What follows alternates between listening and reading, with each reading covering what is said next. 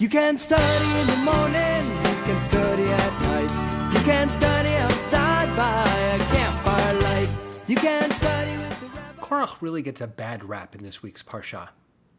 I mean, he and his band of 250 rebels, they raise an argument against Moses, and then instead of just being silenced or punished, they get swallowed up by the earth. It's pretty intense.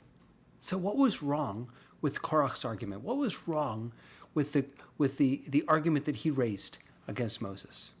Rabbi Samson Raphael Hirsch brings out really, really interesting idea forward.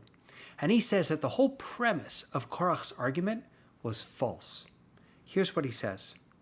Korach, when he speaks to Moshe, says, "You are making yourself too big, Rav Lachem.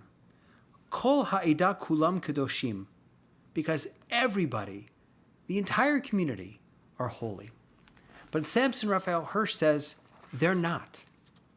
All the people are not holy. Here's what he says. He says they are by no means Kedoshim already. They are Anshe Kodesh. They're people of a holy calling. And they're called Kedoshim Tihiyu, that you shall be holy. You're not it yet. You're not there yet. You're not Kadosh. You're not Kedoshim. The premise that everybody is holy and therefore everybody is equal, you haven't reached that state yet. You have a holy calling. You have the capacity to become holy, but you're not there yet. The whole premise of Korach's argument was based on a falsehood. We think of ourselves sometimes as Jews as the chosen people or as a holy nation. But in fact, what God says to us in the Torah, and what we learn again in this week's Parsha, thanks to Rabbi Hirsch, is that this is a calling. It's not a state of being. We each within us have the capacity to become holy. We are each called to be holy, but we're not there yet. And anyone who thinks they are is just as bad as Korach.